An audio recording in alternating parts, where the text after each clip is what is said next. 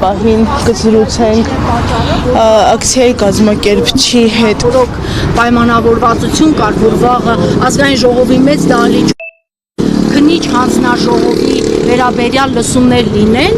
չեղարկվեց ըստ էության, որովհետև դուք երեք հայտարարություն արեցիր։ Կարող ենք ասել չեղարկվեց, թե հետաձգվեց, հիմա պարզենք ձեզանից։ Շատ բարի։ Նախ թույլ տվեք ողջունել իմ մարտական ընկեր Գևորգ Սաֆարյանին, շատ ուրախ եմ այսօր առաջին անգամ Գևորգը միացել է մեր պահանջին, Գևորգի հետ անցել ենք պատերազմի դաժան օրերը եւ ներկա ենք եղել անգամ վերջին օրը Շուշիի պաշտպանությանը, երբ որ ես Գևորգը եւ բազում այլ տղաներ մեկ ջոկատի մեջ զետեղված պատրաստ էինք Շուշիի պաշտպանությանը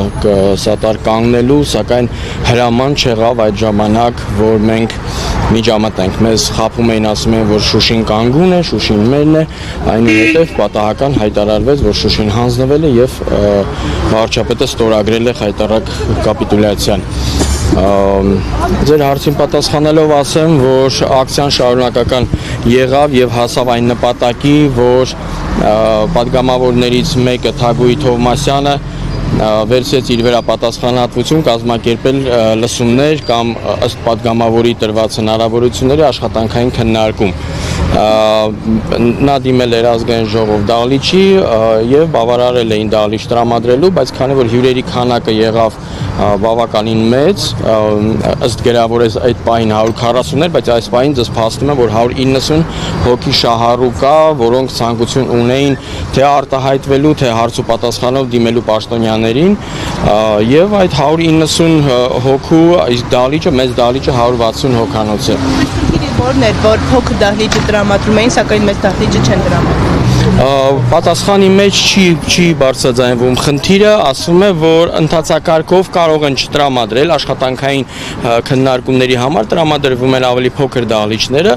դա է պատճառը, որ սխալվում նախկինում եւս մի դեպք եղել է, երբ մեծ դահլիճ է։ Բազում դեպքեր են եղել եւ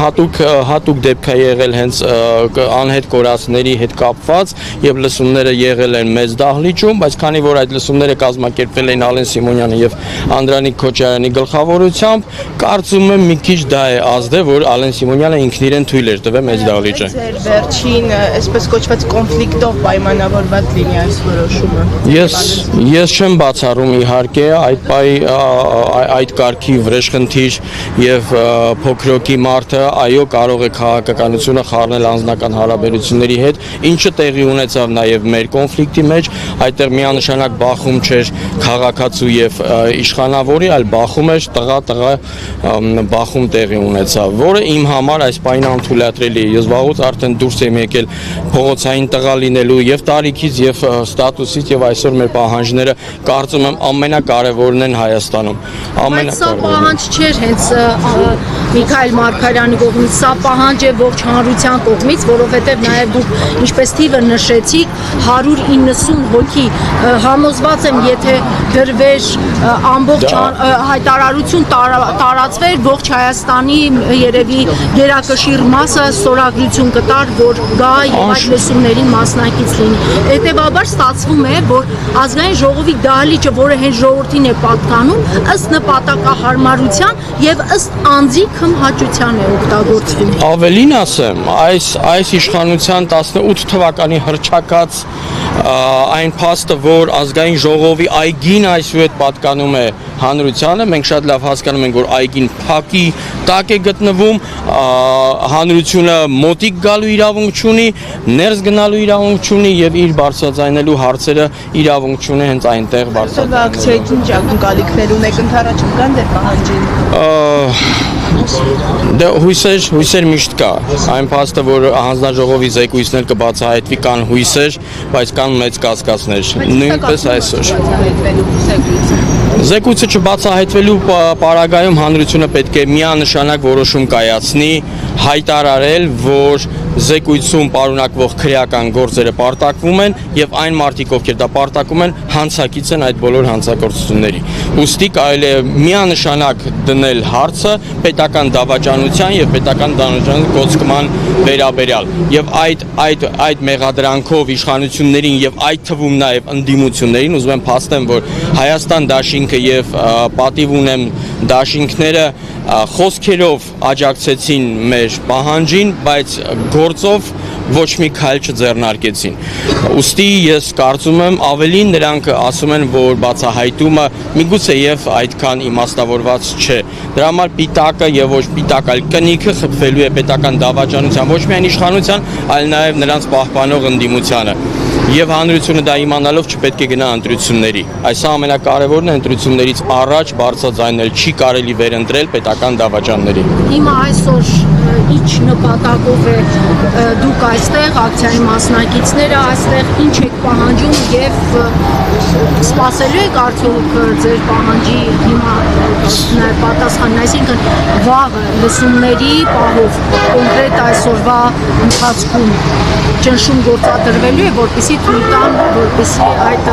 հանդիպումը լինի վաղը ազգային ժողովում։ Այս պահի մեր պահանջը փոքր է մեծ պահանջի համեմատ տրամադրել դահլիճ։ Մենք ուզում ենք, որ մեր ձայնը եւ բոլոր մարդիկ, ովքեր ասելիք ունեն պատերազմի, նախապատերազմի եւ երբպատերազմի ընթացքների վերաբերյալ ասելիք ունեն, գան եւ բարձր ամբիոնից դրա մասին բարձրաձայնեն։ Սա մեր նպատակն է, այսօր պահանջելու ենք մեծ դահլիճի տրամադրումը։ Հակառակ դեպքում դեռ որոշում չկա վաղը ինչ է լինելու, բայց կարծում եմ մենք մեր խոսքը կասենք։ Եվ վերջին հարցը հետաքրքիր է, եթե մեծ դահլիճի հարցում համաձայնություն չլինի, փոքր դահլիճում կկազմակերպվի լսումներ, դուք կհամաձայնեք։ Այս պահին անհնար եմ գտնում այդ փաստը, որովհետև 190 հոգին դա ուղղակի անցորդներ չեն, դիտորդներ չեն։ Ովքեր էին մասնակցելու լսումներին։ Լսումների մենք հրավիրել ենք առաջին հերթին Թագուհի Թովմասյանը հրավիրել է 10-ից ավել պաշտոնյա պատասխանատուներին։ Մենք ցանկ ենք տվել ում պատասխանները ակնկալում ենք ստանալ։ Բացի Անդրանիկ Քոչարյանից եւ Ալեն Սիմոնյանից կան նաեւ մեծ քանակի վարչություններ, որոնք կապված են անհետ կորածների, զոհվածների, ԴՆԿ-ների հետ կապված, մարդու իրավունքների հետ կապված, Արցախի ներկայացուցիչ ենք պահանջել եւ այլն։ Եվ այդ թեմաներով, քանի որ մեր հարցը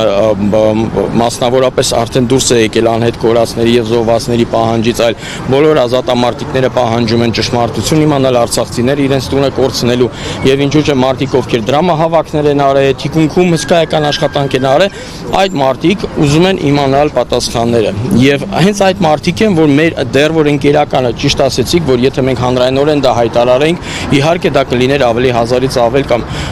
1 միլիոն շահառու կա այսօր այս հարցին իրականում, բայց պահանջատերային 190-ով մենք գրանցեցինք, հիմա ում ներդալիճ թողնենք, թողնենք, այդ խտրականությունը մեր վրա են ուզում հիմա թողնել, ես չեմ կարծում, որ դա նպատակահարմար է։